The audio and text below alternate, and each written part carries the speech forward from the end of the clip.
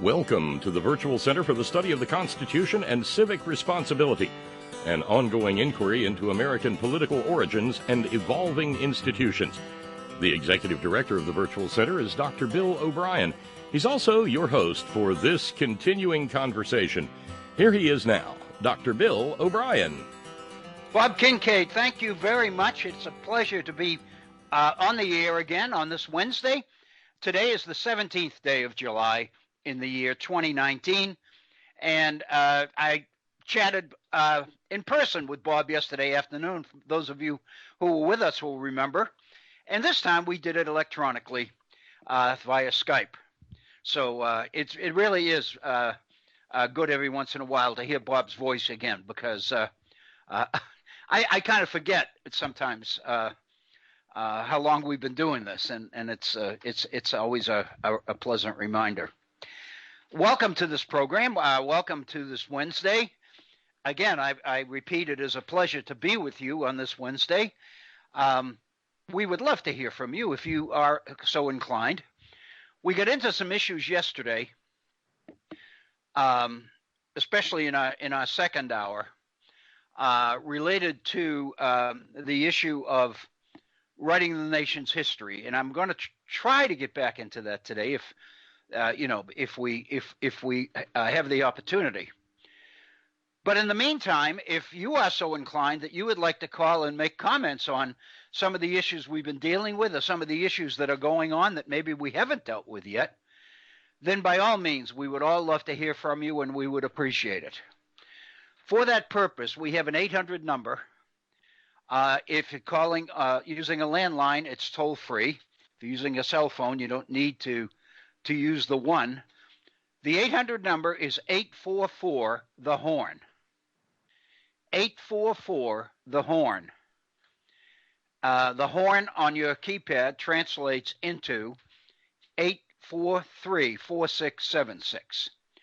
So all the numbers together are 844-843-4676.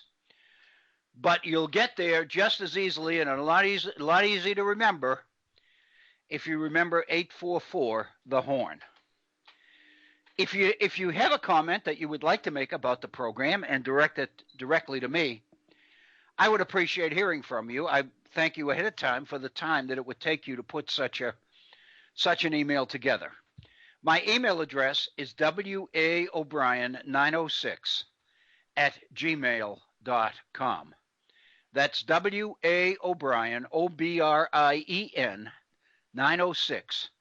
That's lowercase, all one word, no punctuation. waobrien906@gmail.com.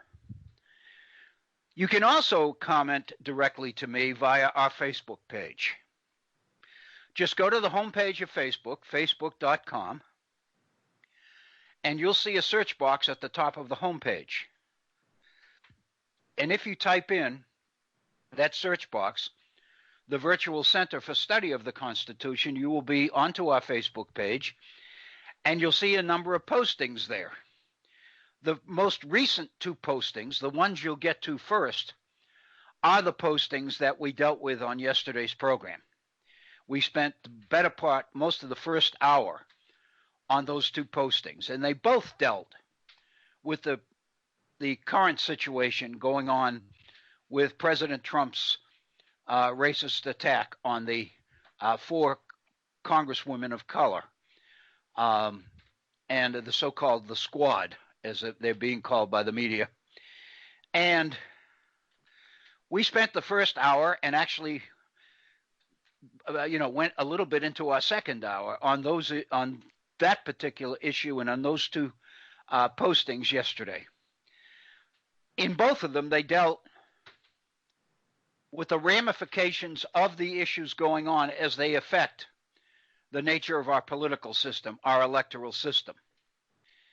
And the point that I've tried to make, and I'm obviously looking at it from the perspective of this particular program and its reason for being, is looking for ways that our political system is designed to function, does function, or in what ways perhaps it may not be functioning the the way it could or the way it should. And in both of those postings yesterday, it seemed to me that the particular political situation as it's going on now should be putting up red flags for all of us about the ability of our political system to withstand this kind of partisanship, this kind of division. I think most of us who've been tuned in today at all to the news, and many of you were doing it pretty much as it was happening last evening, near chaos broke out in the House of Representatives last night. And there were a series of resolutions passed in the House by the Democratic majority, which I'll get to in a moment. I think a few of them are pretty interesting. And basically, it suggests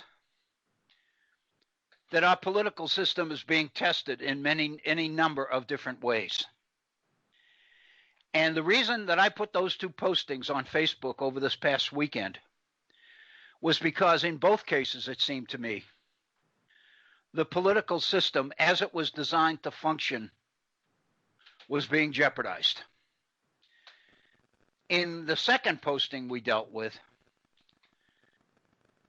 it seems to me that the silence of Republicans in the face of the allegations flying back and forth between the four congresswomen and the President of the United States, and the fact that while the Democrats are making every effort to move on it, Republicans are doing all they can to not even acknowledge it, or in some cases to openly deny it, and to use questions put to them by the media to attract the objects of the president's racist tweet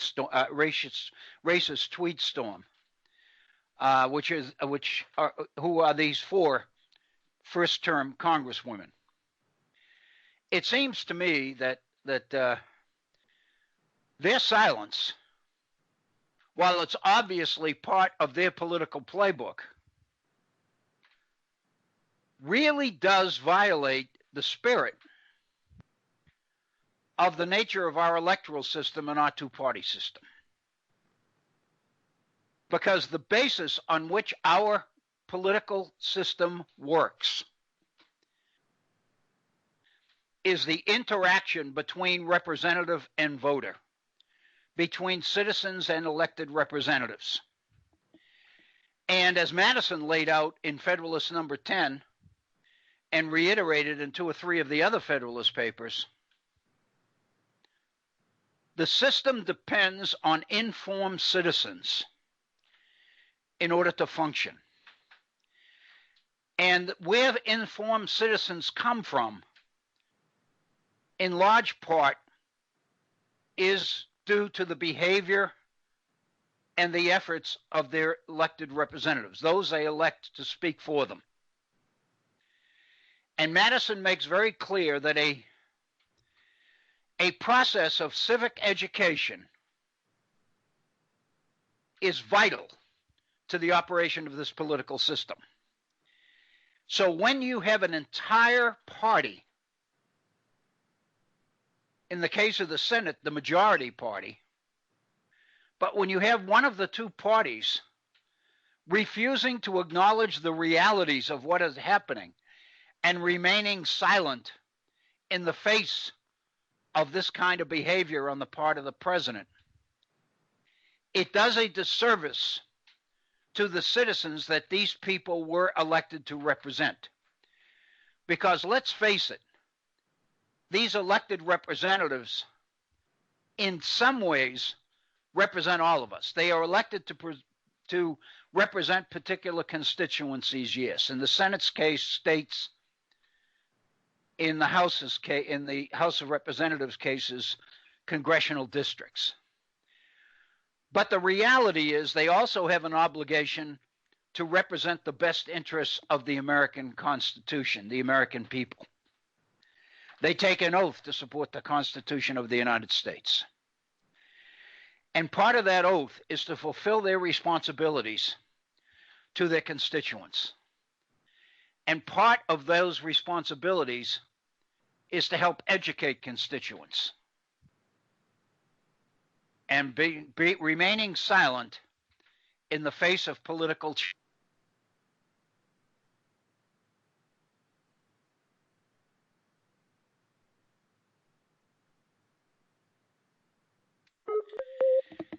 We spent quite a bit of time on that particular issue yesterday, for those of you who weren't with us. I think it's a very important issue. I think this whole situation that's going on is extremely important, and I'm going to devote a good portion of today's program to exactly why that is so. But in chatting before we went on the air with Bob, I mentioned to him that I had in my hand, and this is from today's New York Times. So let me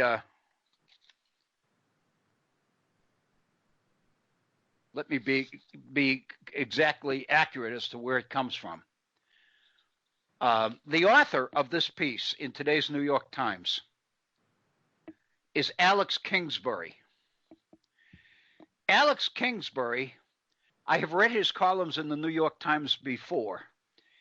He doesn't regularly write columns, but on occasion he does. He is a member of the editorial board at the New York Times. So he's always there. It's just that most often he's not that visible. But he wrote a piece this morning on our president. And I read it twice. The first time I read it, I thought, well, this is very good, but most of it, everybody's already heard. But after I finished and began to reflect upon it, it began to dawn on me, yeah, I saw almost all of this stuff one time or another over the last couple of years. But I don't think I ever saw it all in one place. And suddenly I began to realize that this particular document is really a keeper, because it really is a litany, a recounting of some of the most extreme, bizarre behaviors on the part of the president that I think any of us could imagine if we see them all in one place and you put them on together. It's baffling. It's mind-blowing.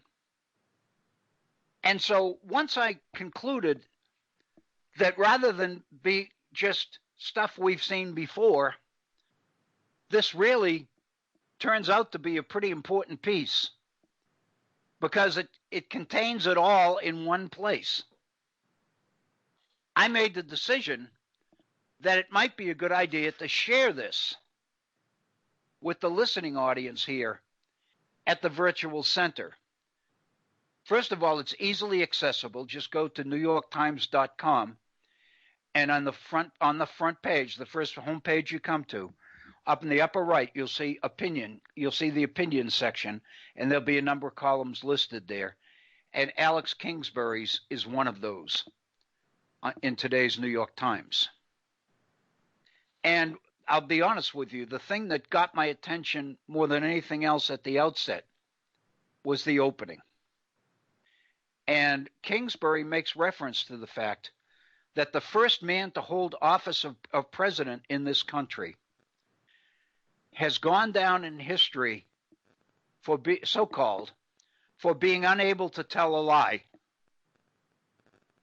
And now, 45 presidents later, we're in effect dealing with a president who can't seem to tell the truth.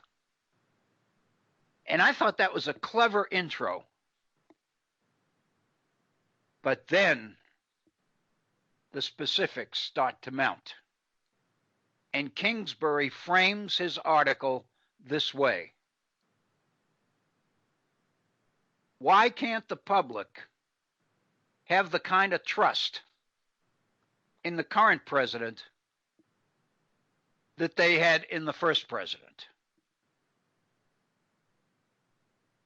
And the answer to that question is, in order to have that kind of trust in this president, think about what you'd have to believe. And then he launches into a series of I trusts and I believe. And I ask you not so much to focus on any one, but just focus on the total and what this is saying. In order to be a believer in this president, this is what would have to be true.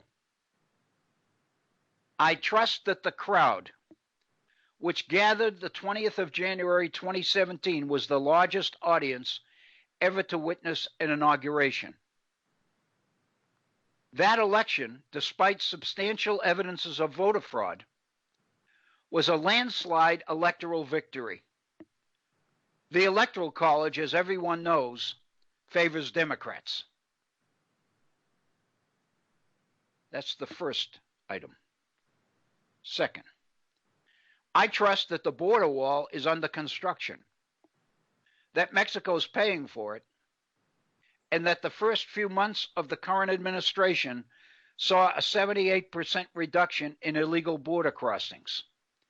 Good thing, too, because the country is now full. Third, I trust that 400 miles of border wall will be built by the end of the first year. And of course, by 400 miles, I literally mean close to 500 miles. I trust that Nancy Pelosi came out in favor of the transnational violence syndicate, MS-13. I believe that Kamala Harris also supports MS-13. I trust that the Democrats seriously want to give welfare and free health care to everyone who crosses the border.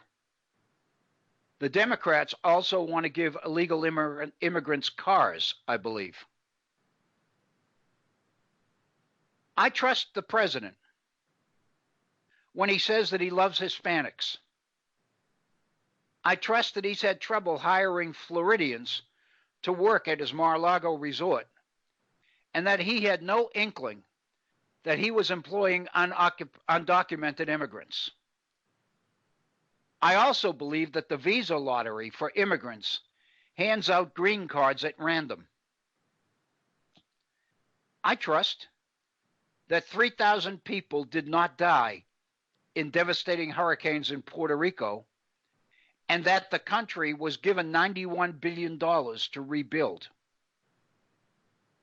I trust that global warming is a hoax. I trust that energy produced in the United States is the cleanest in the world. But not from windmills. They cause cancer. I believe that the economy is the best that it's ever been, and that 94% of Republicans support the president, more than backed Ronald Reagan. I trust that it's really true that you need a photo ID to buy a box of cereal. I trust that the Federal Bureau of Investigation and the National Security Council agency told Congress that the Russian government didn't interfere in the election. But I also believe that President Barack Obama, who, by the way, may not have been born here, knew about Russian interference in the 2016 election and did nothing to stop it because he thought Hillary Clinton was going to win. I believe that Mr. Trump fully cooperated with the Mueller investigation, which was itself a coup to overthrow the government of the United States. I also trust there was no obstruction. I trust that there were very fine people on both sides in Charlottesville.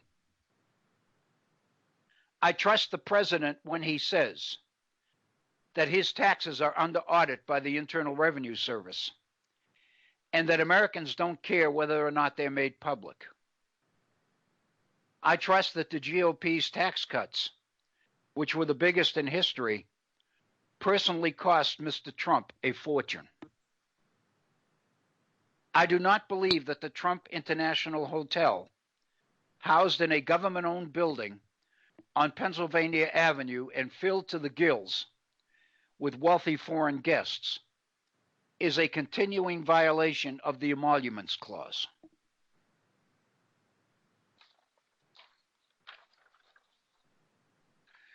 I trust that the murder rate nationwide is the highest it's ever been in nearly a half century.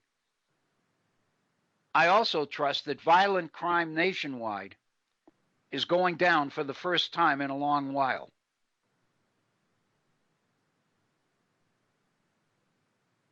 Let me add my own comment here, and I trust that there's no contradiction between those two statements, that the murder rate is the highest it's ever been, and the crime rate, violent crime rate nationwide is going down for the first time in a long time. I trust that Jared and Ivanka Trump both deserve security clearances. I trust that the Trump administration will negotiate a better deal on climate change than the Paris Agreement.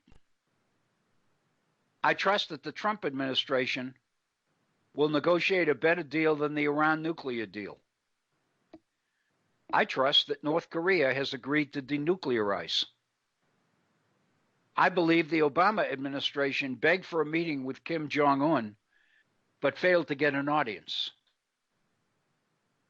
I trust that it used to be impossible for Christian refugees from Syria to be admitted to the United States, and that a mere 109 people were affected by the travel ban.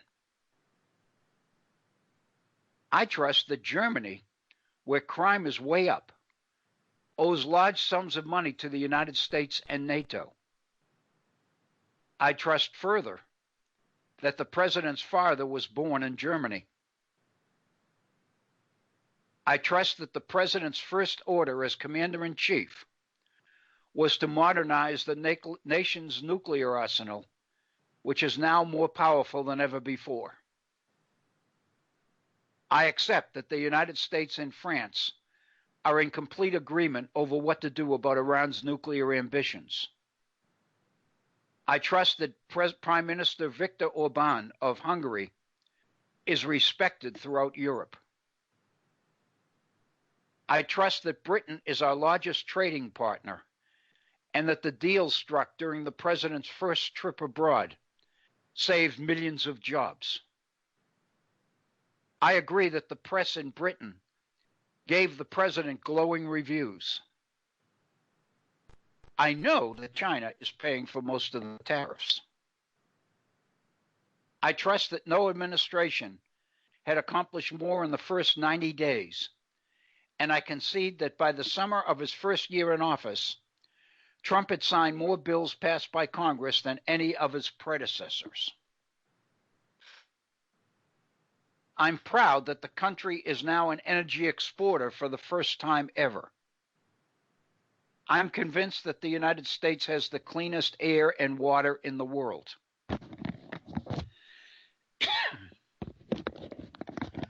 I know that the president never attacked John McCain. I concur that the former Exxon executive and Secretary of State Rex Tillerson is as dumb as a rock. I trust that we'll be going to Mars very soon. I believe that mothers and doctors gather over a swaddled child and decide whether or not to execute it. I remember that the Republicans in Congress repealed Obamacare. I acknowledge that the Democrats want to tear down every building in Manhattan and replace them with windowless buildings. I trust that E. Jean Carroll, Jessica Leeds, Rachel Crooks, Karina Virginia, and Bridget Sullivan, and Tasha Dixon, and Mindy McGilvery, and Natasha Stoynoff, Christian Anderson, and Nini Laxonen are all lying. I also trust that Summer Zervos and Jill Harth and Kathy Heller and Temple Taggart McDowell, Jennifer Murphy, and Jessica Drake and Cassandra Searless are totally lying.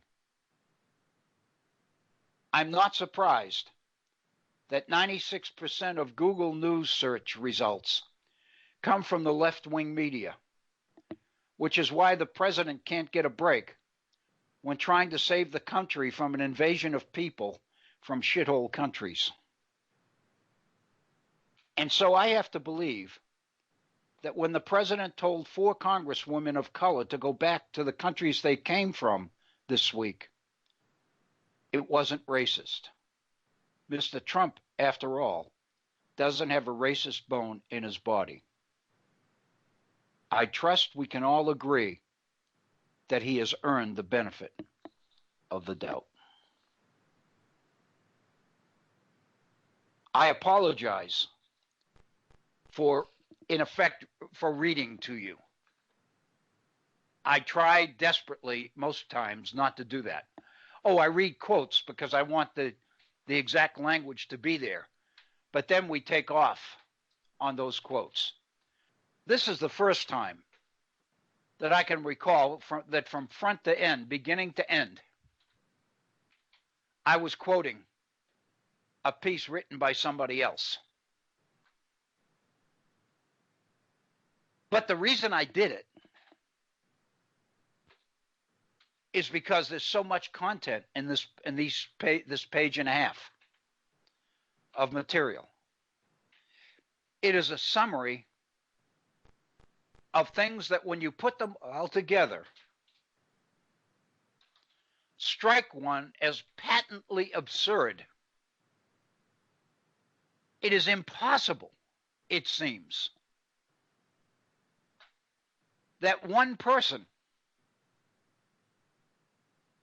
could be the source of so much duplicity, misinformation, outright lies, sarcasm, innuendo, racial attacks, gender attacks, ethnic attacks, religious attacks in less than 3 years. And what it says to me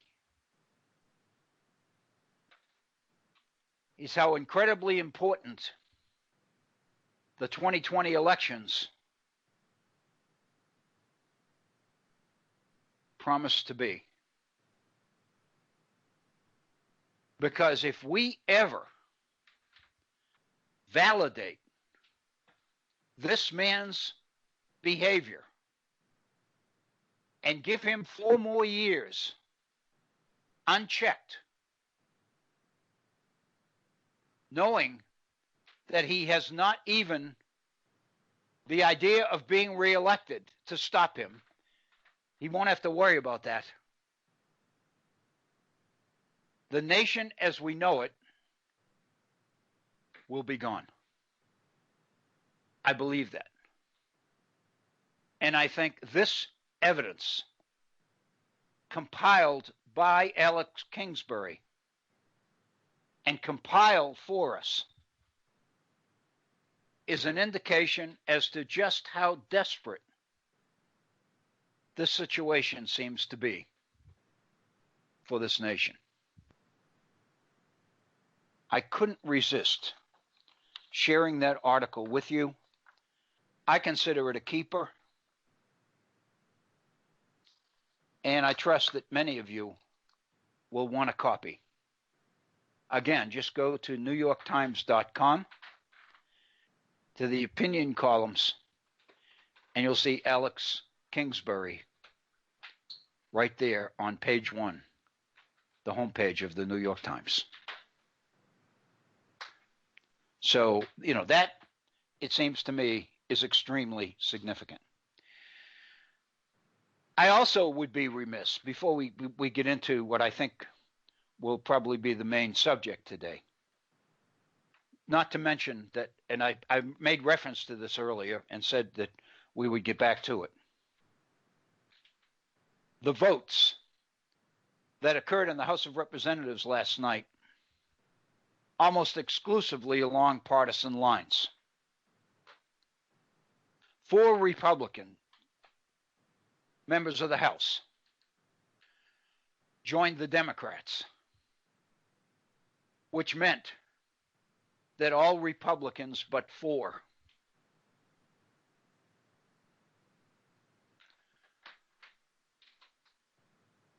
and of course we know that Amash, the former Republican congressman from Michigan, has resigned from the Republican Party. Hey, Dr. Bill. So, yes, Bob. Just wanted to let you know you've got Horst on the line. Oh, great. Oh, wonderful.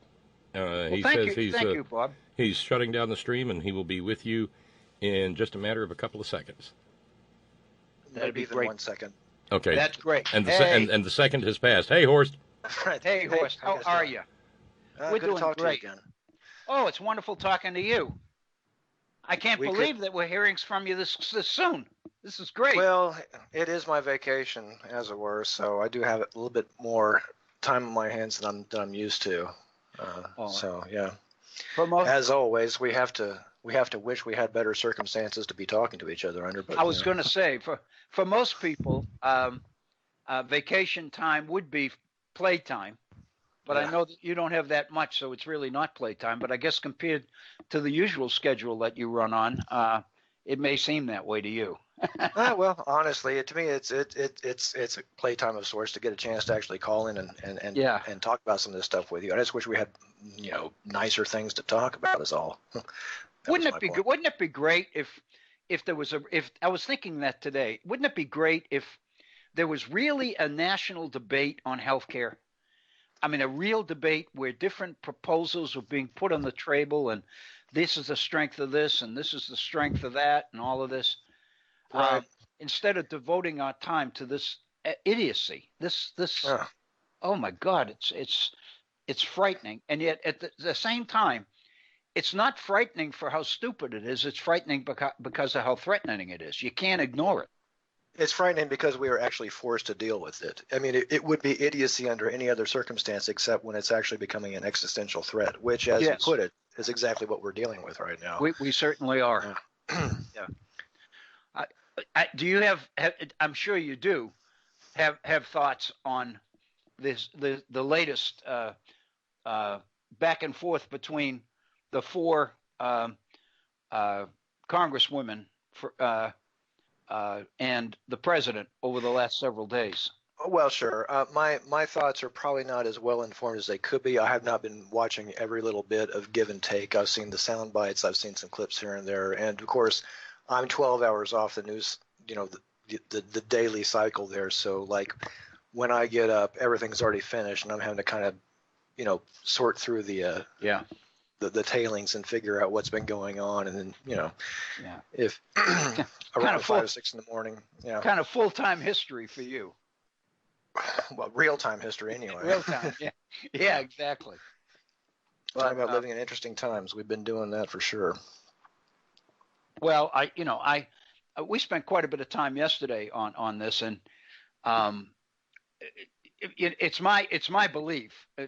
It's becoming stronger all the time.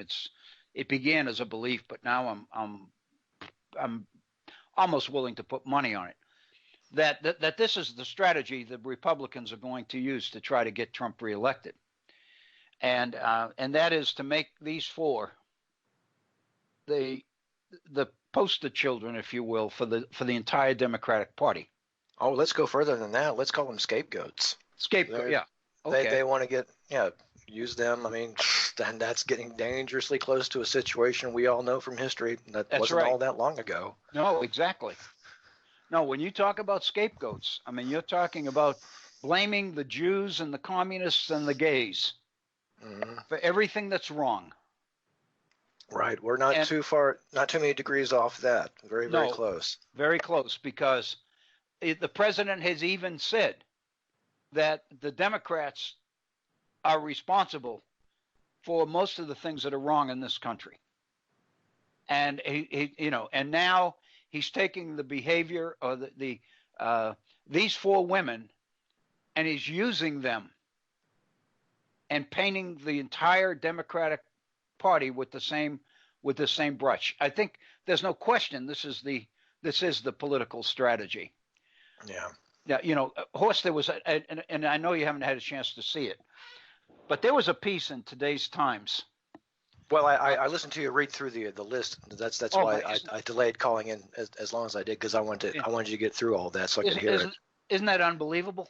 I couldn't believe it. Well, and remember, he's documented for having lied well over 10,000 times by this point. Yeah. I mean, he passed the 10,000 mark like 3-4 weeks ago, right? So God knows where it could be now, especially considering the fact that he gets more and more outrageous with every passing day. Oh my God! And less restrained. I mean, the restraints are completely off. I'm not even sure how long it's been since he's had any, but now he feels emboldened to say anything he wants that comes through his mind at any moment, and he knows that no matter what he says, it's going to be embraced by the people who back him, and everyone else is going to be running around in circles, acting surprised, and spending all the entire news cycle, discussing how outrageous that particular remark was and missing a lot of other stuff. Exactly. Yeah, he'll be going on to something else. Jim Hightower wrote a piece today and basically said straight up that the president clearly is out of his mind. Yeah. Well, a lot of us, and Bob will be the first to tell you he's been there from the beginning, Yeah. From before the election, before 2016, I bet. I'm not sure. Mm-hmm. Yeah, it's got to be pretty close, though. Right. Yeah. But one of the there's a piece in today's Times, another piece that I was going to make reference to it because it's appropriate to what we're talking about right now, and basically. This is also somebody that sits on the editorial board at the Times, Michelle Cottle.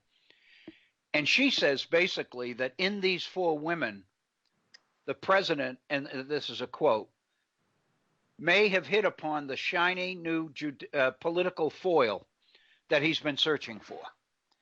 Throughout the 2016 campaign, and for several months, and even a couple of years after that, he's had Hillary Clinton. And he's pilloried her, and he keeps returning to her because it's a political strategy that continues to work. And so what she's arguing is that it gets cheers at his rallies anyway. I'm not sure how much that works, but he's looking for a new Hillary Clinton, and this lady thinks that he may have found it in these four congresswomen.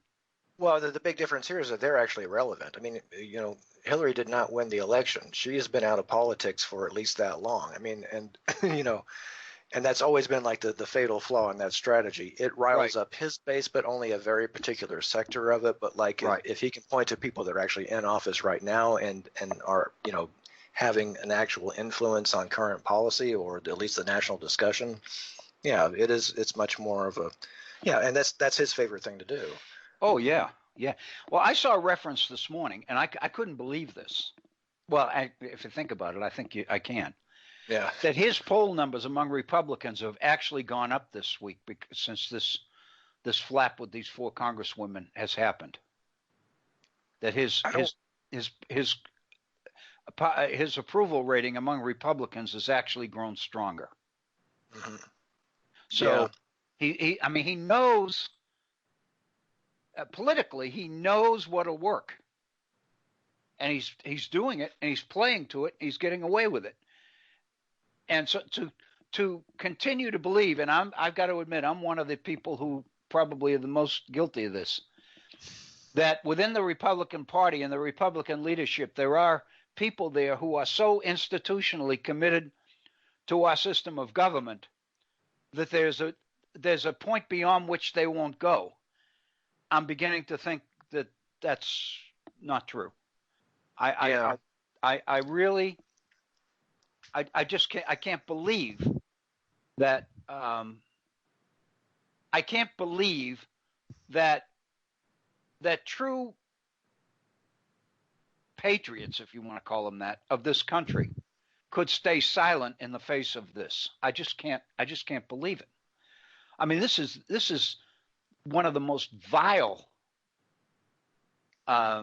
situations and it's the situation that split the country, 150 years ago. I mean, it is, it caused a civil war, and it, once again, the same thing is happening, and we're falling into the same trap that we did in the 1850s and 40s and 50s. And when I was teaching this stuff in school, in college, one of the things I used to I used to spend a lot of time on the period prior to the Civil War talking about the breakdown of not just institutionally the breakdown of the two-party system, but I collected a lot of evidence from both sides showing the way that politicians, North and South, were using this issue for their own political self-interest. In other words, they were laying down the gauntlet and saying, if I get elected, if you put me back in office, I promise you that I will never give an inch to anything that other side wants. And it was coming from both sides. And so, in a sense, the leadership of this country fell victim to their own political rhetoric. And the country just came apart. There was nothing left to hold it together.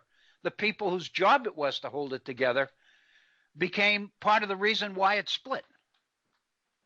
And that's exactly what's happening now, it seems to me. Yeah.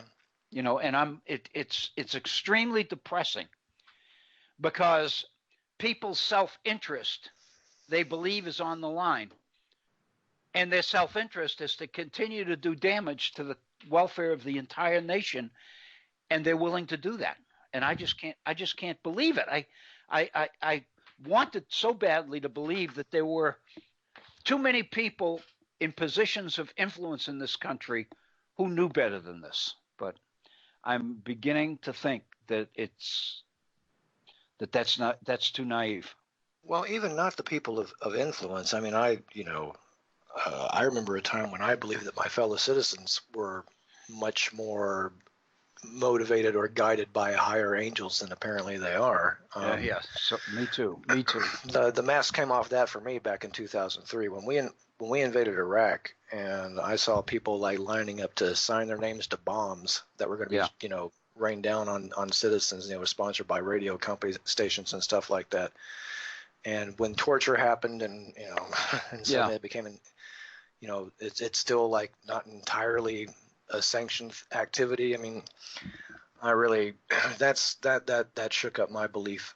I mean, I knew that we never stood for exactly all the principles that we said we did, but I thought that as a people that we actually believed in those ideals and we were trying to strive towards those. And and a person like Donald Trump is really just a natural extension of that. He comes along and he says out loud, just blurts it out, anything off the top of his head that make the hearts of certain kinds of people glad and soar, and then it makes them get together and rise up and chant together because they've been waiting for they haven't found a Republican that was willing to say something like that since Republicans were Democrats. I mean, you have to go back to Strom Thurmond to hear some of this language now. I mean, it's getting close to that. Back then, actually there was a sense that there were certain things that you could not get away with in polite society, but little by little Republicans have found, and this is something that I've been teasing out for like the last couple of years. It really occurs to me that this is a process that goes back to at least Reagan. When he did the Iran-Contra thing and got away with it, and actually got away with it, there's like a whole series of little outrages, little pushings of the envelope as Republicans keep getting caught doing all kinds of stuff and not really paying the kind of price they were supposed to, or in some cases not at all, just skating on it. To the point that by by George Bush. We can invade an entire country based on a fabric of lies. Right. Invade. We are the aggressors. Right. We can just grab up people and throw them in prisons because someone pointed to them and said they're an enemy. Good enough for us. Yep. Torture them. Do anything we can to extract confessions, and and this is all decades ago. Not decades, but Yeah. a while back. That was all before Trump. I mean, so now Donald Trump comes along, and he if he decides that, you know what, I think Ilhan Omar is actually saying, making statements, expressing admiration for Al Qaeda, I'm going to do that, because who's going to say that I'm lying? Well, the people that aren't on my side anyway. Right. And the people who support me are going to love it, because they've been dying for someone like me to come along and just say any old damn thing that comes in my head. That makes them, feel angry towards the people that they already hated anyway. Right. Exactly. That's important. I think that's important, and I think that's the part that I find it difficult to believe, is that this insipid racism is there in so many people. It was there, but at the same time, it's important to remember it was not inevitable. I mean, there is an effect of fanning a flame. Yeah, so there were some embers, but a person like him comes along at the wrong time, at the wrong place in history, and that's all you need. Yeah, and suddenly we've got a fire on our hands. Oh, I know, and I mean, and he's feeding that, and he's building his base around that, and he's made it possible, as you say, for all of these people to openly avow things that they were afraid to acknowledge before, and suddenly people are saying, geez, if the president of the United States can say this, then right. There must be enough people who believe it besides me, that it's going to be okay. And suddenly it becomes okay. It becomes routine. Mm-hmm. And the rest of the nation becomes kind of, after what, you just become numb to it after a while. I mean, I experienced this again back in the Bush days. The so-called, outrage fatigue was something that, there were things that I thought back then were too much to bear, that would occur on a weekly or sometimes even daily basis. I mean, like the Friday news dump became like a moment when you find out all the worst things that you feared, and it would just be a regular occurrence. You think, how can we get any lower? Whew, well, we found out, didn't we? Yeah, we You don't ask questions. No. Don't ask questions like that. No. My heavens, that's because you're going to learn. Well, this background from the Iraq thing is helpful, because I mean, basically what you've provided, I think, is a pretty good litany of some of the more abominable things that happened. And I think we've become so focused on what's happening now that we tend to look at what happened before as the good days, as the good times, Yeah. And then it has been a very gradual slide, but it's been steady too. And here's the other thing that's very important to remember when you keep this in mind. It didn't go both ways. Ever since Nixon, the Republicans have been waiting to have a president they could put up on trial and impeach too in the same way. They did their best with Clinton at the time, right. They had a certain amount of success with that. In certain ways, it didn't quite work out that way. But it was, when you look at what they got him for, and they let Reagan go for, and that was, years. And these are things that only Republicans can get away with. Now we have to ask ourselves, how is that possible? Right. Is it just the media? I mean, the media has certainly played their part in that, but I think mostly it has more to do with something that we talked about, one of the first few times I've called into your program back when you launched it. Oh gosh, Dr. Bill, how many years has it been? Oh, 6, 7? It was 2013. Yeah, boy. Wow. It was March of 2013. Right.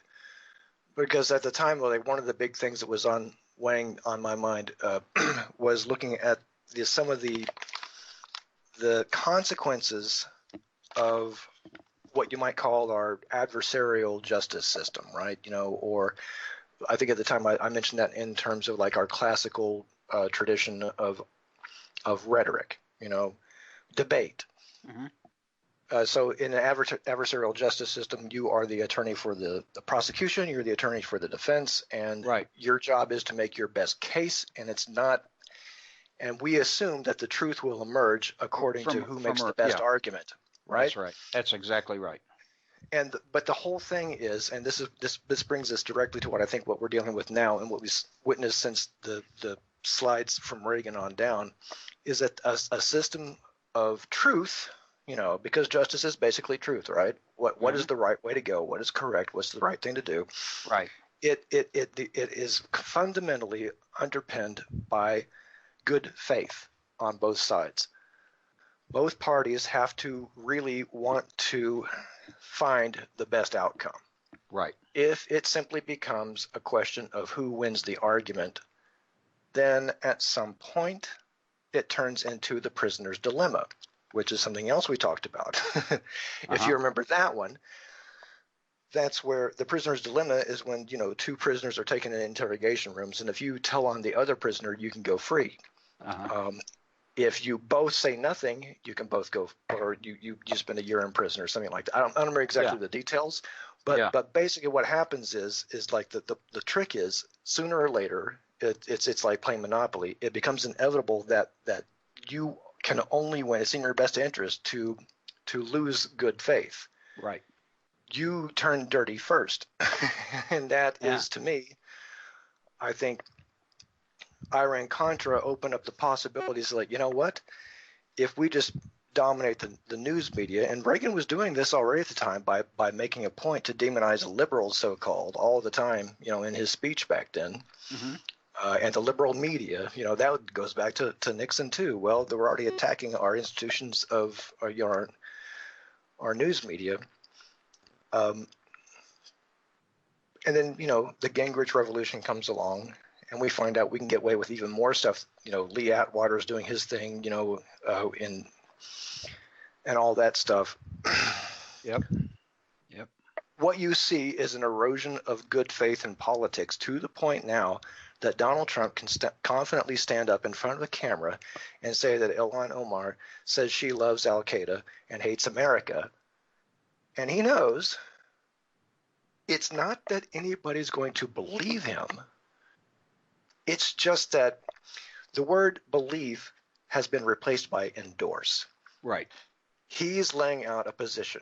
This is where we are, and this is what we're going to argue. And if we shout the loudest, and if we are the most concentrated and the most dedicated to our message, we are going to win. And it doesn't really matter. We're not concerned with truth anymore. We're about winning arguments. Right. And to me, that is like kind of that's what happens to an adversarial system of justice and truth when good faith is out of the picture. I see the point you're making, and that's what I'm making about the prisoner's dilemma. Like it's the same thing there. It's a different, a different example of or demonstration of the same principle. But once good faith is lost, the side that abandons good faith first wins, and that's what they've been doing. Right. Well, there were two things. One thing that the situation you laid out reminded me. Hannah Arendt was one of her statements in her writings on totalitarianism talks about the fact that when lies become so frequent, the danger isn't that people are going to believe the lies. The danger is that people will stop believing that anything's true. And that's where you get the transition, as you say, from belief to endorse. Right. That ultimately you take a side, because you make a decision which ones seem to be telling the truth as I see it more often than not, and that's the side you continue to endorse. And because they're the ones you listen to, your commitment to that side becomes stronger and stronger, and your opposition to any competing point of view becomes stronger and stronger as well. And at that point, as you say, faith in the system is gone. And that's exactly what you've laid out. The point I was going to make about this whole thing about faith in the system. Last night, I don't even know if you're aware of this, but last night in the House of Representatives, there was a vote on the resolution, right? On the resolution against Trump for being a racist, for the racist comments. And because Nancy Pelosi said on the floor of the House that the president's comments were racist, the Republican leader in the House, his name is Doug Collins. Mhm. I think he's from Georgia. Well, he raised issue. First of all, he asked Nancy Pelosi if she wanted to revise her comment. And she said, no, I stand by what I said. And then he said that I moved that the speaker's comments be taken down. And that goes back to a tradition in the House that you cannot insult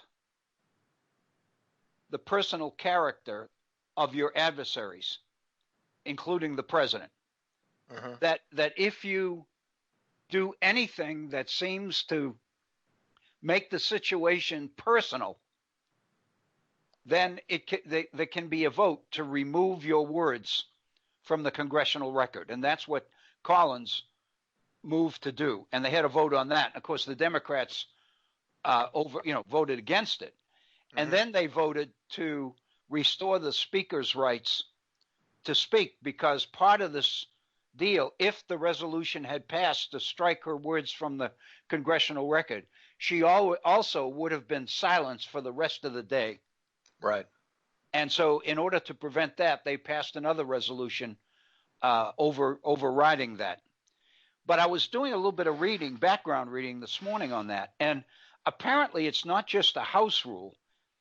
According to what things I read, it goes all the way back to Parliament. And in the debates in Parliament, both sides, one of the rules of Parliament was that you do not attack in person the king, the crown, and neither side does that. Otherwise, if you do, your comments can be stricken from the record. And that when the founders were debating the Article 1 on the makeup of Congress, that they borrowed as much as they could from parliamentary behavior and procedure. And this rule came over as part of that, but very few people have ever been aware of it. And the first time in recent years that it was used was in 1984. Tip O'Neill, when he was Speaker of the House, criticized Newt Gingrich because Newt Gingrich, the story here, I remember this happening. After the end of the day, after Congress adjourned, in an empty chamber, C-SPAN's cameras were still rolling, and Gingrich spoke to a totally empty chamber, and started to and was being very critical of the Democrats. I can't remember what the issue was.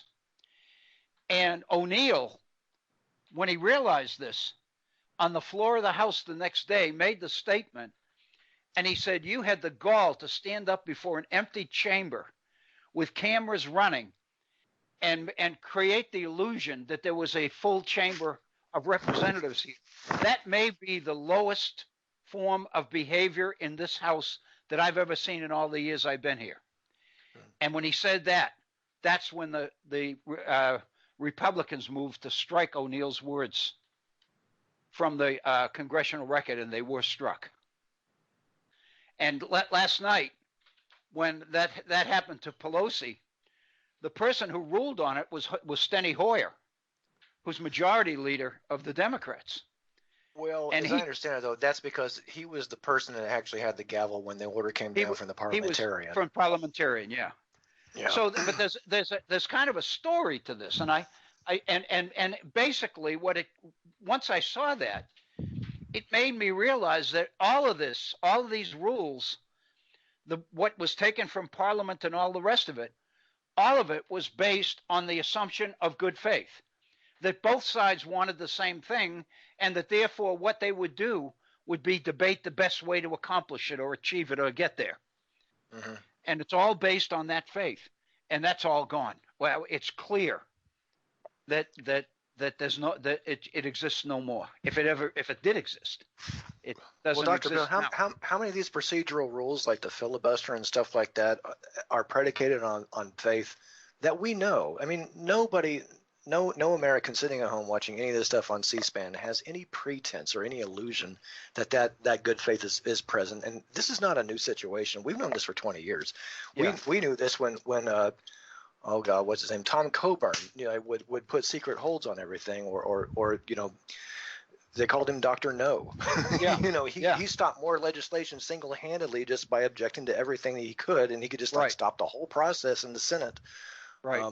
And that was just one person. He did something like 300 times by himself. I don't even remember. And that was years and years ago. I mean, we know, people that pay attention to these things know that good faith is a joke. It's all about winning. Yeah. And this attitude that the good faith is out the window, that we are not all striving for the same ideals, maybe it's a mask that's slipping off of something that was there all the time. I mean, when you tell me at the beginning something you mentioned to me at the beginning of the conversation, I just immediately flashed on that musical movie 1776. Scene that haunts me to this day is like when all the guys in the powder wigs are dancing together, exactly, in the ballroom, saying like, "Look, we're the money. Come dance with us because we're going to be running the show no matter what you do." And to me, those are the forces that still kind of are, this is how you get Buckley versus Vallejo, and you get, all these other things that happened ever since then. Well, let me pose something. Because after I did this reading this morning, I started to think about it, and it occurred to me, and it deals with this issue of faith. And you're right, the filibuster, for example, is based on that on a major issue, not just a simple majority, but a supermajority would need to agree. But the assumption is the reason we have the filibuster rule is because the assumption is on most major issues, there will be general agreement from both sides. No, and this would be predicated on the idea of an actual, legitimate, unusual circumstance, where there's been a real miscarriage of justice or something like that, right? Right. So what I'm thinking is, now that this particular situation has raised the issue of taking down the words of the speaker, for example, which was done last night, or they tried to do last night until it was voted down. Doesn't that effectively mean, as you just mentioned this with Coburn, doesn't that effectively mean that this particular strategy that Collins employed last night could be used over and over and over again to keep the House from doing anything as far as oversight is concerned? Well, because every debate on oversight almost requires that you say something about somebody negative, because that's why you want to do the oversight. Right. And here's the interesting thing that was occurring to me about that also is that, to my understanding, Nancy Pelosi did not actually call Trump a racist. She just said that his statements were racist. His statements were racist. Now, if you do it that way, to me, I'm not a lawyer, but if I were, I would argue that she was characterizing a statement. You can say that you can make a racist act without actually speaking to a person's entire character. Yes. But it's still, parliamentarian. One of the reports I read still came down on that side. So who knows? One of the reports I read suggested that she had shown a copy of her statement to the parliamentarian before she actually gave it, and he approved it. Oh, okay. Because I thought he said that he didn't. But later on, it was the same. I don't know how many. Whether there's just one or a couple. But later on, they said that the parliamentarian is the one that finally came down and sent the word to Henny Stoyer that no, this was a violation of the principle, and her words need to be taken down, and then that prompted the second round of voting. But I'm thinking to myself, this could be used, since the whole system is based on good faith, and since we know that there is none there anymore, then the system can become a vehicle for literally sabotaging the legislative business of the chamber. Oh, sure. Well, You could, the you could veto just long ago became like, not the veto, I'm sorry, the filibuster long ago became like just a simple administrative procedure. This is what you do when you can't win the argument, you can't win the votes. You can just shut the whole thing down if you can force a vote of at least 60. It used to be a supermajority, like you said, right? right. 67. Yeah, Then they lowered the bar to 60. You still couldn't 60. do that because Yeah, the country's been that closely divided, going back 20 years that's easily. right. That's right. Right. So Dr. Bell, listen. I don't want to make you work for 2 hours straight. I know we're up over the top of the hour here. Do you want to take a break or something? Or no, that's okay. Hey, listen, I'm talking to you. I'm not in any hurry. all right, Oh, go right okay, on. cool. Because it seems like I come in at the wrong time and I feel like you're there for want to make another Oh coffee or something like that. I don't I'm know. fine. Okay, No, I cool. love. Hey, listen, I could go on. I could carry on conversations like this for hours. I love it. And Okay. the fact is, if I feel like I need a break, I just let you talk.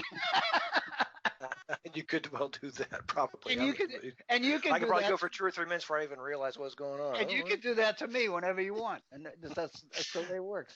But no, I mean, it really bothers me this issue of faith. Because it's right. The system is based on faith. That was the system that Madison created with the two-party system was based on that.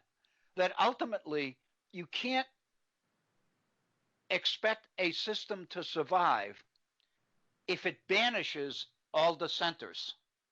Right. Because you're basically killing yourself.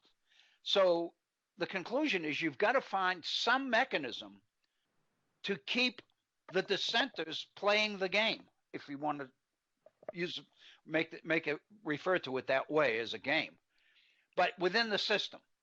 And what that means is you got to provide mechanisms so that change could happen within the system, so that you don't constantly driving people out of the system and they become rebels. They become enemies to their own government, for example. That's suicide. You don't want to do that. So the whole thing is based on the idea that you have differences of opinion that can be worked out, but all of it is based on the assumption that ultimately everybody wants to go in the same direction and accomplish the same kinds of things. Mm-hmm. And that's gone. And no, yet, and go ahead. I mean, not to butt in, but I guess I am. But do it. But let's examine the level of disagreement that we're having right now. We don't all want the same kinds of things. And what are the kinds of things that we're talking about? Look at the situation down at the border. Yeah.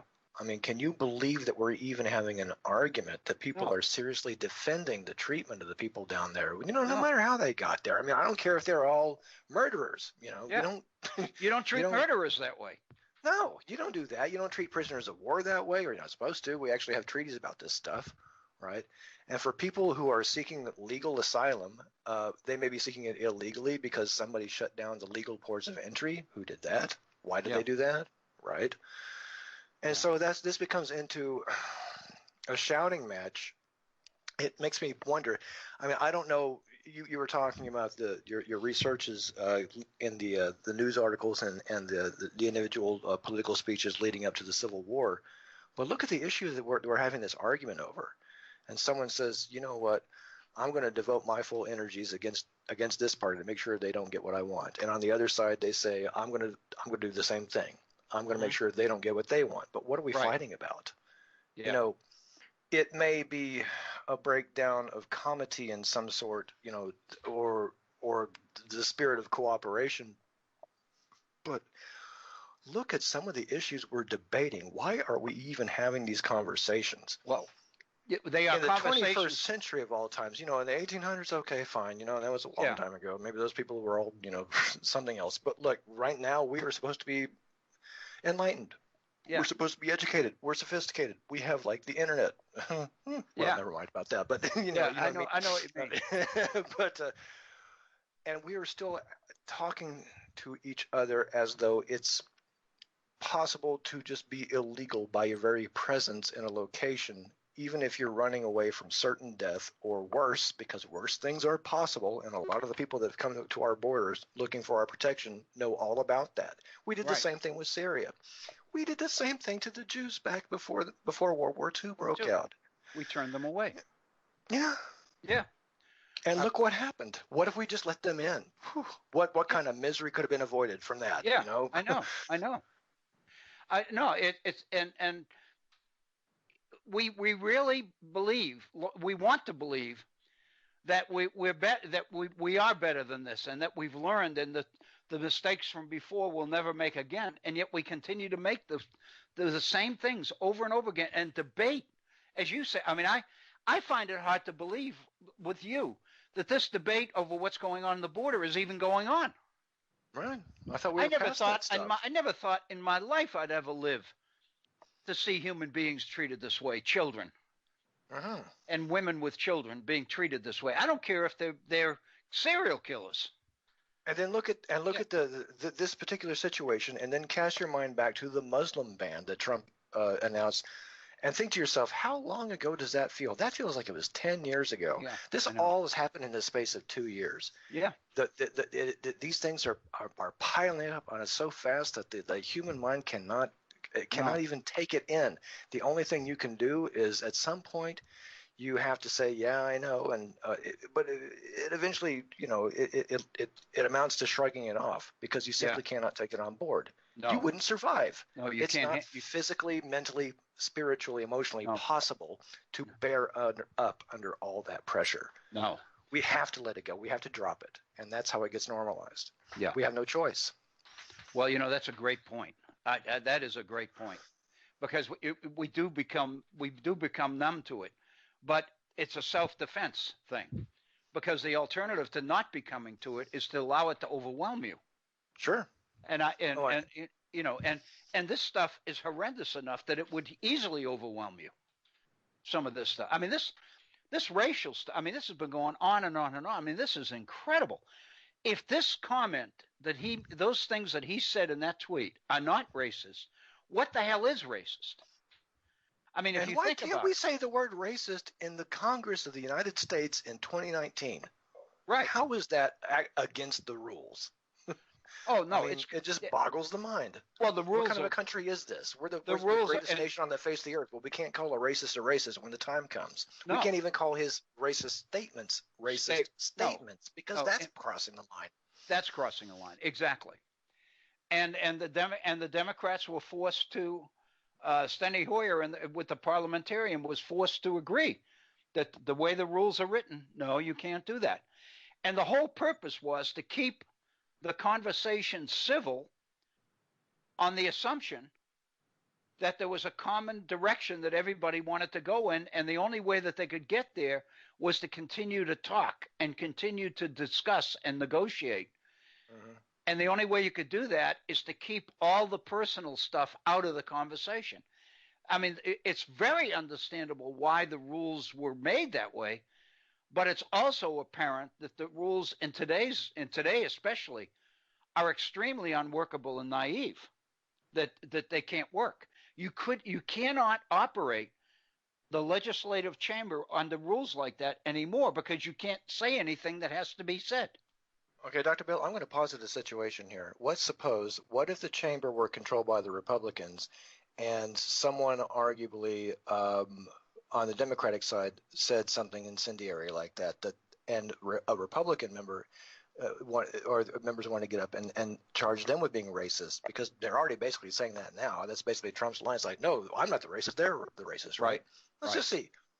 How would these parliamentary procedural rules be used, and how would we be seeing the same outcome here? Because I'm going to tell you, I don't think they would.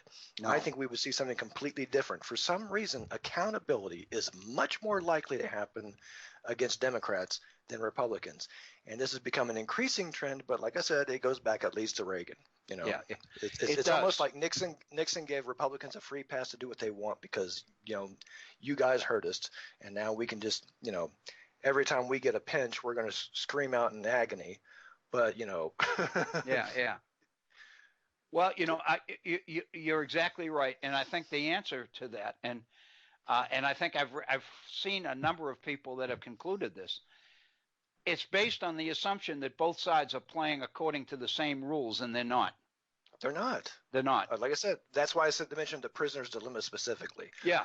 Once you decide to abandon all principles, if one side can't be trusted, then you better make sure you're the most ruthless one. That's the right. only way you're going to win that game. You better move first. Right. You can't afford to let the other, and as the expression goes, let the other gentleman move first. Right. Well, even if everything is fine now, if you have a suspicion that the other guy might act first, you got to go preemptively. That's what preemptive strikes are all about. Well, yeah, and that because that they really. I mean, you're right. If the game was reversed, the situation was reversed. The Democrats, because if the Democrats did this, the Republicans would be screaming obstruction. And and the fact that that's exactly what they're doing is obstructing and criticizing. McConnell said he may be one of the most. My wife says that he may be one of the most evil politicians we've ever had there. But his argument in the Senate on the floor that the House needs to stop attacking and investigating the president, trying to bring down the president, and get back to legislating. That's why we're here. When in fact he's sitting on over 125 bills that have passed the House that he won't allow to come to the floor of the Senate. Right, yeah. But what was it? Not even 3-4 weeks ago, well, maybe 5 or 6. He referred to himself. He gloated as being the Grim Reaper, like the one who kills legislation coming in. Okay, that's your business now. Is that what we're talking about, pal? That's exactly what he does. And then he'll get on the floor of the Senate and say, "My Democratic colleagues need to get back to the business of legislating. We've got roads and bridges to fix and airports to upgrade and all this other crap that he's killing." Yeah. So when good faith is gone, so is any pretense at. And the fact that he can say that on the floor of the Senate with television cameras rolling and expect people to believe it, knowing in fact that there are 40 some odd % out there of people who will believe it because he said it. Well, either that or, like I said, not believe, just endorse. They don't have to care what the actual truth is. They pick their side. They can say, okay, is that what we're going with? That's it's like a football play. Okay, you go right, you go left, you do a hook, you go for the post. All right, I know my position, ready to break, and that's what they do. That's a plan. It's not something to actually believe anymore. No. And nobody really, that's why we on the anything center and over to the leftward keep losing this game, because we are still the ones that believe in operating in good faith, because we have this idea that they drilled this into us from childhood, that when you stoop down to the level of the aggressor, that you become as bad as they are. Right. And that's probably true, actually. But it is like, having both your legs cut off and one arm tied behind your back, because it really restricts your effectiveness in fights like this, especially, when our institutions of government and our basic rule of law ceases to function, precisely because it can be hijacked in this fashion. And we want to believe that there are some on the other side who agree with us on that. And we're willing to put up with a lot of crap, because we figure eventually we're going to go and somebody's going to stand up and say, I'm not going any further. I've gone as far as I'm going. And four members of the House did that last night. Then I heard later that 2 of them are are retiring. They're not running for re-election. Okay. So they're not concerned about their own political futures. But the John Cornyn statement yesterday about the way I found the way to deal with this president is in public, to support him, because that's what he most cares about. And if you have differences of opinion with him, you approach him in private and deal with him. I found that works, because he doesn't really care what you say about him in private. It's what you say about him in public that he cares about. Yeah. And Cornyn knows that. I mean, so basically what he's doing is Cornyn is dodging the issue by saying, here's the way you get along with this president. You just do what he wants. Jesus. What if you don't want to get along with a person who is pushing certain things, like that's, I know. I like getting along with folks too, that's important to me, but there are limits. There are certain things there are times when you have to say, you know what, that is messed up. Yeah. And so much of our current political and cultural reality is so messed up that we're going to be inventing new words for this. I mean, yeah. Where do you think this is going? I don't quite know how to ask the question, but do you see a solution? Not a solution. Do you see a road to solution? Do you see what might happen that would reverse this?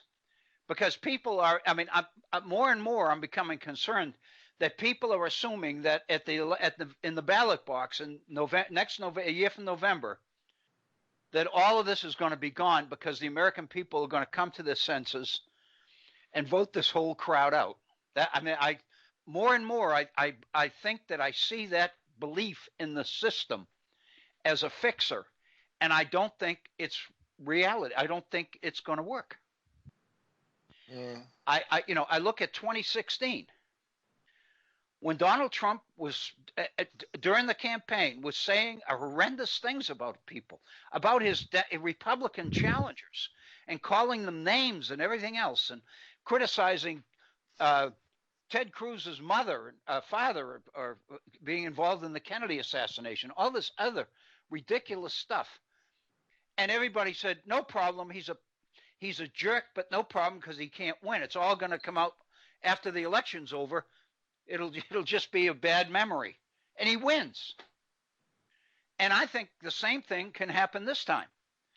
I think people see some sort of an end to the idiocy for November of 2020. And I think they're mistaken. No, I think it's blind faith.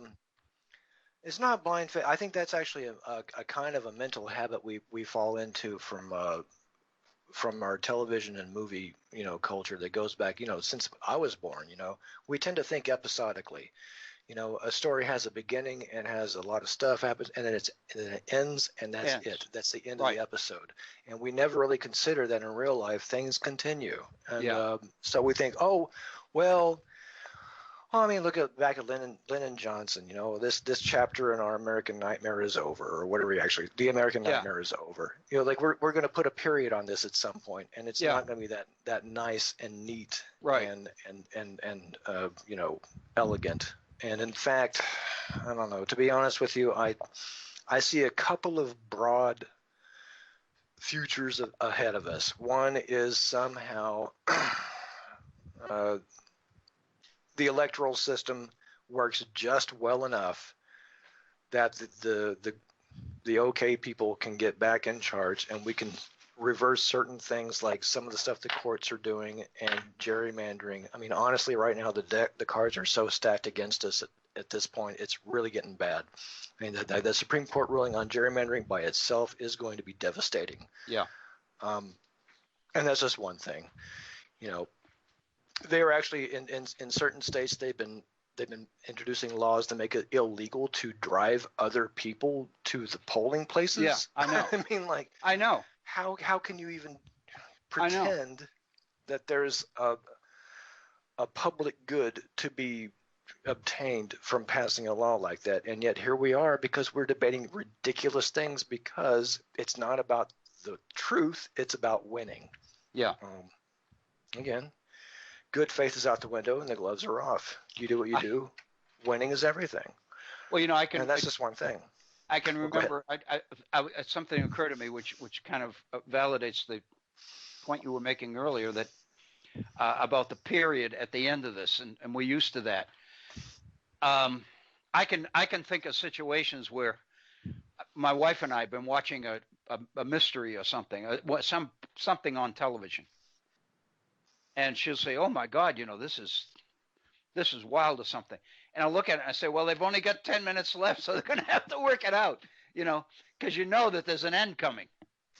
And so everything that's going to happen has to happen within the next 10 minutes or 15 minutes or whatever. And you're right. I think people operate on the assumption that life works that way, and as you point out, it does not. And this thing could. But my concern is if this thing does go on, if he wins in 2020, is reelected, then he's going to be validated. What he's doing is going to be will have been validated. There'll be no stopping him then. Well, that's the thing. It's like either he wins or he doesn't. And even if he doesn't win, that's not going to fix all our problems because, like I said, what concerns me more than Trump is the fact that anybody could look at a person like that, including people in my family, and look and say that's a leader. Yeah, that's the person we need. That's even not just a basically good and decent person. I mean, that to me is like a bridge too far, but like, someone who should actually be in charge of things. The fact that we have enough people and supposedly like his approval is back up in the 40s now. How is that possible? I can't. Possible. I don't what kind know. of a place is this? I don't know. That's what scares me. That's what scares 30 me. 37 was too much, but like at least that was getting down to a threshold point where we had some sense of hope that this it was below it was below 40. Jesus, if it's above 40, that's frightening. Because the next number is 50. Best case scenario, and I don't like to be a sky is falling kind of a person, but I think even if we get him out of there, we are going to have violence. We're going to have large scale. It won't be like Civil War stuff. It's not going to be anything like that. But there are going to be insurrections. There are going to be little pockets of little militias going off, or people go over here causing trouble, going on sprees and stuff like that. You're going to see like little fires erupting all over the country. Not unlike some of the things that I guess happened before the Civil War, but I don't think it'll actually go that far. But but you're going to see a lot of people are going to suffer, and because a lot of like the people who have been itching and burning for someone like Trump to come along for their entire lives are going to be so disappointed. They're going to decide to take action. Take matters into their own hands, and you're going to see incident after incident. We're already seeing it now. We're just seeing it just like randomly, not randomly, I suppose, but like just because of our own firearms laws. Yeah. We also can't get on top of. Yeah. But we're going to see more organized stuff. One of the things I've been revisiting. Here's the thing: if he wins, it gets even worse. Yeah. In my estimation, now we're looking at a real situation where I have come to been in the last few months. I've been paying a lot more attention to the history of the period between like the end of World War I and the beginning of World War II, and what was happening in Germany at the time. And the Treaty of Westphalia, for example, like the German military is reduced to a force of 100,000, and all these disaffected veterans have nowhere to go, and they're all very, very angry at the terms of the treaty and the fact of the surrender and stuff like that. And here comes this guy who says, "I'm as angry as you are, and look, I still have the same mustache I was wearing back because I had to fit my gas mask over my face," Oh. And we have these people, these so-called oath keepers. In America, and we also have Proud Boys, and we have all these, Patriot Prayer, and all these different insurrectionist groups that are just a new brown shirt army ready to go. Right. If Trump wins, I think we're not going to get right until we become so dangerous to outside countries that they will come in and fix us, and that's. And I'll tell you, we continue to do one of the things that we have mentioned this, and I don't know whether it's appropriate or not, but the Eric Garner decision yesterday, Barr's decision, the Justice Department's decision not to indict him when they kept the New York people at bay, the mayor saying don't do anything until we conduct our investigation. And they go right up to the day before the statute of limitations is due to run out. And they make the decision that they're not going to indict him. And the video has been playing on television since yesterday afternoon, over and over, where this guy is saying, I can't breathe, 12 times. Yeah. And this officer has been working through this whole thing. 5 years ago was when this happened. They refused to indict him 5 years ago. He's still been on the payroll. He's gotten pay raises since then. Oh yeah. My God. And that video, it's a wonder to God that the portions of this country aren't exploding now over this. I mean, in the 60s, this would have been, they'd have been burning down cities for a decision like this. And because the nation would have been so horrified. It kind of scares me that the nation's not horrified.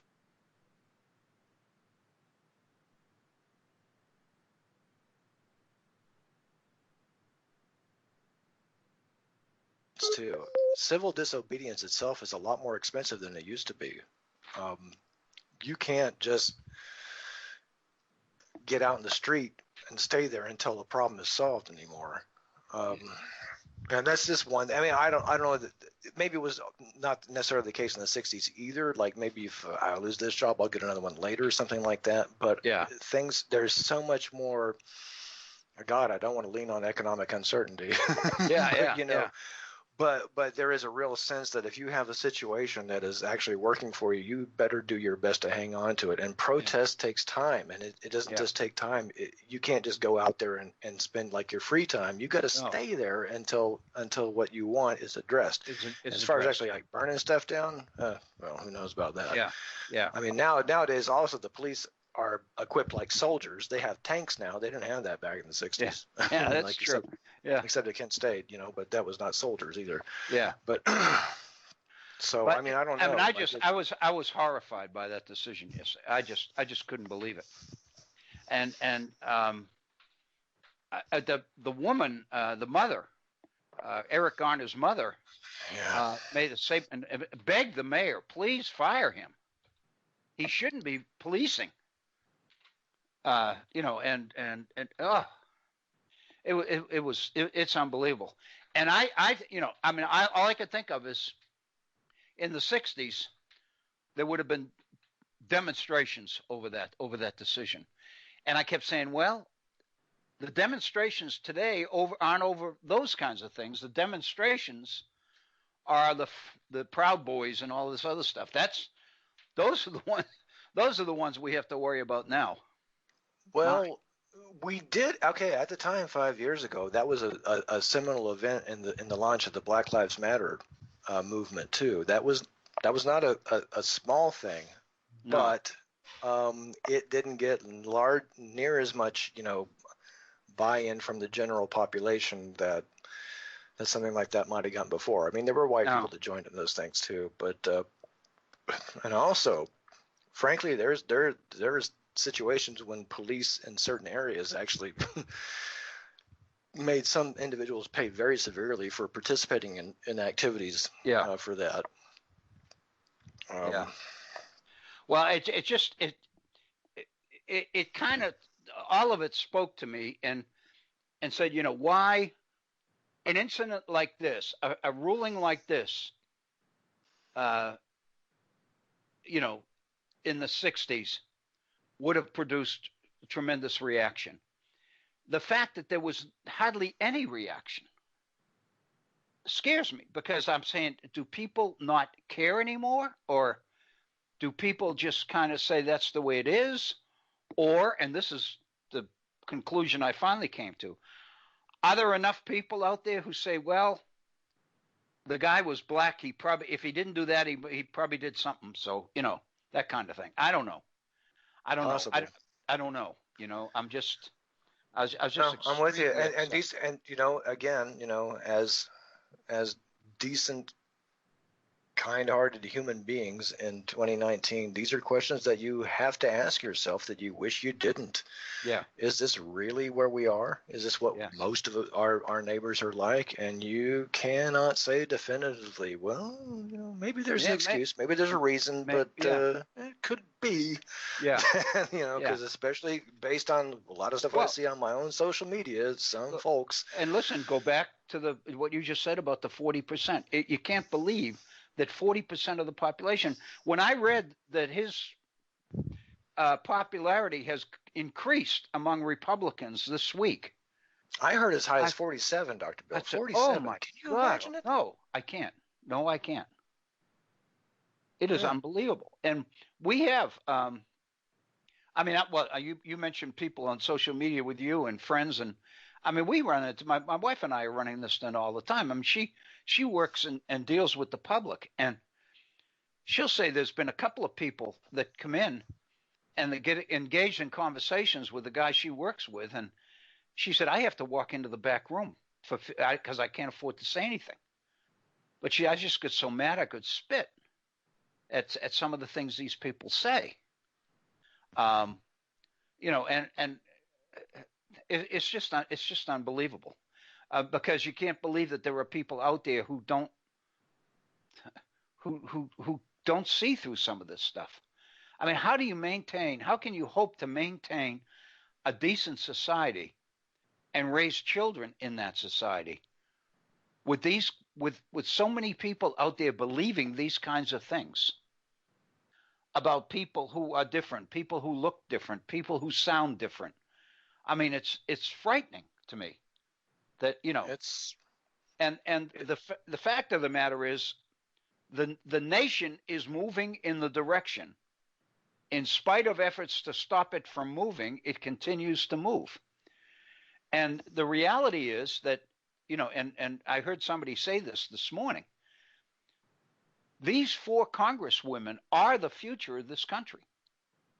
This is the direction. If we're going to have a future, it's going to be there. Yeah. You know, basically, if either they are the start of a movement that's going to take things over, or we just kind of need to pack our bags. I mean, like, not that we're going anywhere. I mean, because that is the future of the Democratic Party, and obviously there's not much we can do about it. And even though we're trying like hell to do something about it, and it's not very pleasant. I mean, again, you go back to what's happening on the border. I can't even believe we're seeing this. It's like if you saw this in a movie, you'd think it was fiction.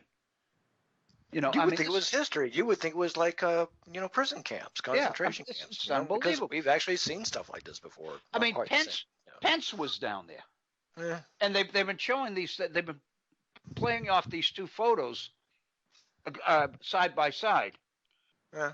There's a video too. They actually they pan back from the cages. They pan to him standing there with his arms folded, looking at the whole thing. And then again, on the subject of being able to say anything you want to, because who cares if it's true or not, he goes back and issues a statement that I saw with my own 2 eyes, that these men were perfectly comfortable. Perfectly comfortable. And they were being treated, you know, exactly. Yeah. And the whole world can actually see the video of him looking at them in a situation that is entirely exactly the opposite. Right. Exactly. Yeah. And the other photograph that they've been playing against this is one of Goering and of Goering and I can't remember whether it was Himmler or who it was, but looking through the fence at one of the concentration camps. Right. And I mean, and the picture of Pence and Lindsey Graham standing there, and these 2. I mean, it's just striking. Wow. And then he comes out, as you say, gets a microphone in his hand, and denies the reality of what we all saw. And never bats an eye and never looks back. Because if someone's going to challenge him, so what? Fake news. Yeah. Wow. That's incredible. But because you're right. Because you say, did I really see what I think I saw? I don't even think it's that. Again, it's not that did I see what I think I saw. It's just, does that matter? Yeah. You know, whose side am I on? That's what matters. He says we're going to die on that hill. We don't care what actually happened, because that's not the point. The point is to win. Right. And the point is not about to determine what actually happened. What he says happened is the important thing, not what I think I saw. Yeah. God, do you remember, like, way back in the old days, was it Paul Wolfowitz? Or I want to say, I'm not sure. It was either him or Richard something or other. That made that famous remark about liberals or the left being stuck in the reality-based community. Do you remember that? Does that phrase ring a bell with you?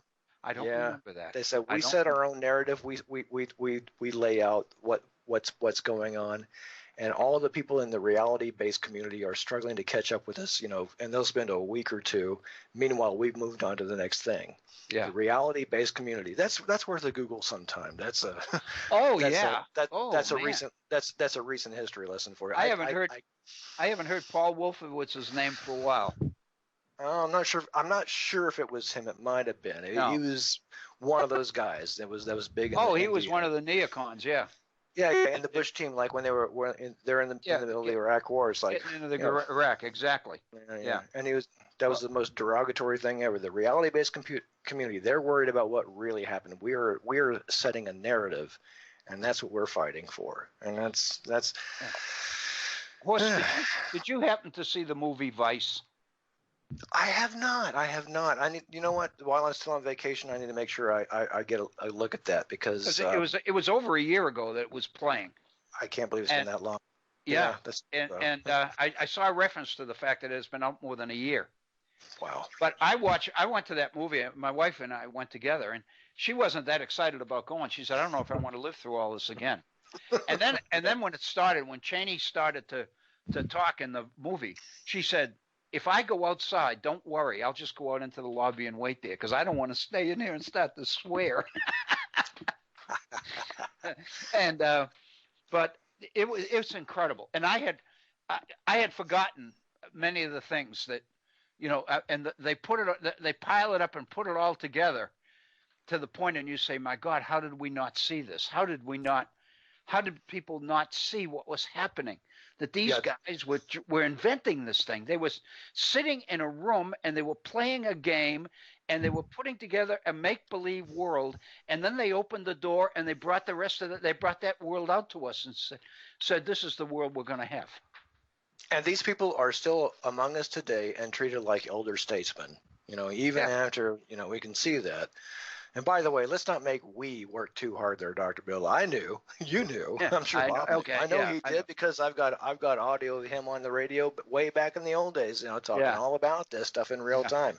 Yeah. Lots of people knew. It's just nobody was listening to any of us, because. Well, last night in the House debates, Liz Cheney took the floor. Oh boy. And she basically, obviously said that the president is not a racist. And she also took these 4 congresswomen to task, called them communists and enemies to America. And all the president was saying is, if you don't like it here, there's a lot of places you could go. So go. And there's nothing wrong with that, is what she was implying, so. Yeah, go live in another country. That's nothing racist about that. Yeah. God almighty. Wow. Listen, hey, I can't believe, my God almighty, it's almost 1:45. I tried to warn you, Dr. Bill. You are fantastic. You are fantastic. Let me tell you. God almighty. This always makes my, not even my day, my whole week when this can happen, But, I just think it's great. I really do. And I know the listeners, I just, every time you're on, I get, and Kevin Shanley has just, continues to send me emails, about your emails and your comments on some of the stuff he said the last time he was on the program, and he finds that okay. I hope he finds that stuff that they can agree with. He finds it so flattering. He said in one of his emails, he said to me, made the comment, Mark Twain said that he can live for a month on a compliment. Sure. And he said, and I'm trying to make it go even further than that, so. But anyway, he really appreciated many of the things that you've said. So, anyway, I hope to hear from him again soon too. Oh, we will. I keep in touch with him. It's a wonderful source of information, and he keeps feeding me papers. My God Almighty, he's putting together more papers. But he not only sends his own stuff; he'll send papers that he goes to conferences, and if papers are delivered there that he think I would enjoy, he'll get a copy and send them to me. No, that's what you need to do. Yeah. I wish, Dr. Bill, it makes me wistful. That's a world I would like to break into, actually, because I've been out here in such a that this whole, it's very immediate when you're between China and Taiwan, like I have been for almost 20 years now. Yeah. And I have not, I've told you in email, like I haven't paid it as best attention as I could have, because I've been so, I feel like I've been watching a volcano erupt, Right. from, my own personal sort of metaphor for myself is Pliny the Younger watching Vesuvius erupt from a ship. That's how I feel. Like I just left the shore and like boom, the whole place went to hell. This is how I mean, like, because I came here in 9/11. I was September 2001 is when I first came to Taiwan, and I've just watched everything go down from then. But like getting into like the local politics and the history here and tying it into like the global history and all that stuff, it is endlessly fascinating. I would love to. Yeah. I would love to make that up. Well, he's done that. And he's not done it. I mean, he's done it in recent years. So this isn't something that he's been doing for years. He got into this. Yeah. Since I used to teach with him, I don't remember him even talking about China that much when I knew him before. But right. Yeah.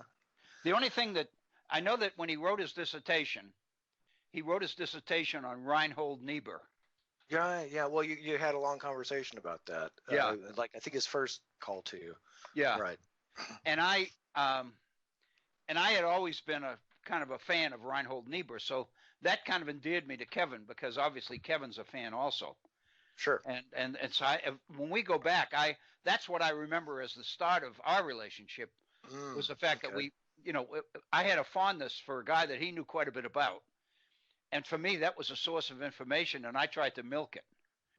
And because he had researched a subject that I had just read about, but was fascinated by, and he could fill in the details, and I just found it fascinating. And then I got to got to know him more and more, and we used to talk about different facets of history, and then I left and came here to West Virginia, and I guess he stayed in Richmond for a few years, and then he got a position at the Albany campus of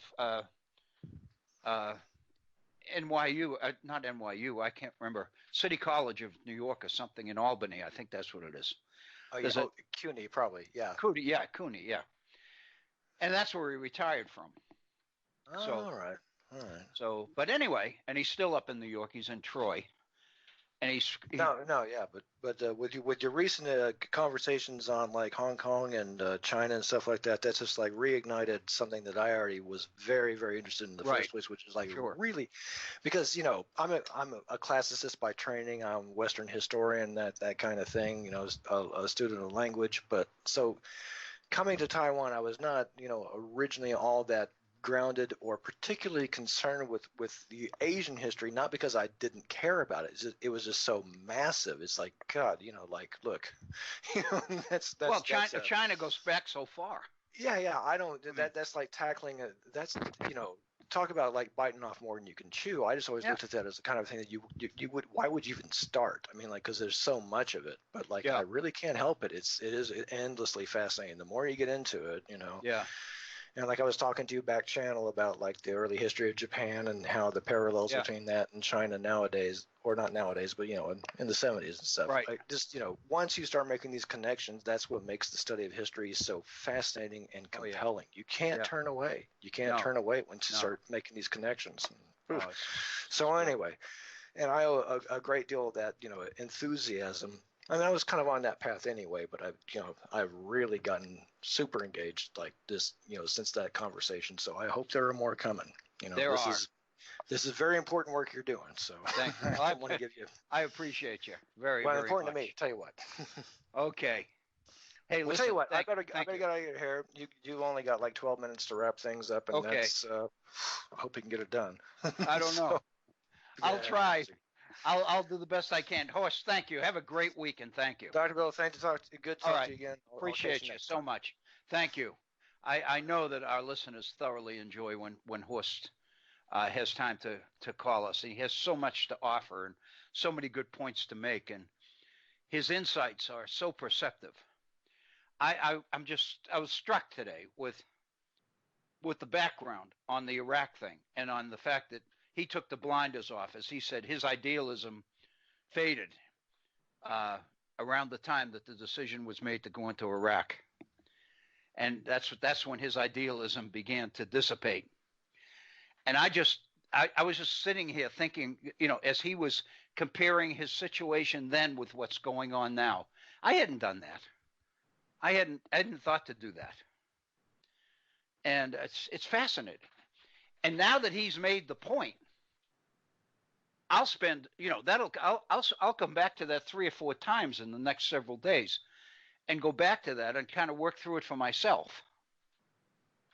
And I owe him, because he's the one that made the comment and lit the fire, so to speak. And he does that every time he comes on, and I just think it's fabulous, and I so appreciate it. And I'm so glad for the opportunity that we have the opportunity to bring him to people who listen to this program, because I know they appreciate it as much as I do. Well, as Horst said, we've got just about 10 minutes left in our time together today. And it's a little bit difficult to change gears. I can't top that. I can't top an hour and 15 minutes with Horst in 10 minutes, and I'm not even going to try. I will say that the issue that I really, intended to pursue, I'll pursue next time, because it does relate to much of what we've been talking about, which is the whole history of a nation. And I'm very taken with the writing and the thinking patterns of Jill Lepore, the historian at Harvard, who wrote the article that we'll be focusing on in our next program. And it basically focuses on the role that writing the history of a nation plays in the building of the nation itself. Because ultimately the history, the narrative, the story of a nation's development and of the process by which people learn to know and understand each other, appreciate each other, and live together and accept each other. Part of the way that you build that is through the writing of the history. And when you stop, when you get diverted, when historians don't do that, it immediately creates problems. And it has created problems. And much of what we're going through today is the product of those problems, because we stopped doing it. And in an intro yesterday, and this is where we'll pick up in our next program. But in introducing this topic yesterday, I was talking about my own personal situation. I became very disturbed, very concerned about the trend, the move away from Western civilization, away from American history, and toward global history, towards world history. Not that I believed it wasn't important, but the fact that it was supplanting the history of our own nation concerned me for exactly the reasons that Horst and I have been talking for the last hour and a half about the problems that arise when you lose that, when you think you're all operating on the same page, on the same agenda, by the same rules, and then you begin to find out that you're not. And so the question is, if we're not, why aren't we? I think Jill Lepore has got the answer. There's one more piece of that, and we don't have that much time left, so this is probably a good place to put this in, because it's not going to take that long. But 2 things happened in the teaching of American history. I mentioned one of them, which is the shift, the emphasis toward more global history. And instead of looking at the development of the nation itself, not just internally, but in terms of its impact on the world, basically the emphasis shifted to America's role in the world. And the assumption, I think, that was driving it was the fact that more and more and more the nation was going to become a global political entity. Many people began talking about much of it negative. about world government. And so many of the world's problems were too big for nations individually to solve. And the only way to address them is to address them together. And that became kind of the impetus for the shift toward more global history. But there was something else going on at the same time, and it was exactly in the opposite direction. And that was not only moving from the nation to the world, that was happening, but also moving from the nation into specific ingredients of that nation's history.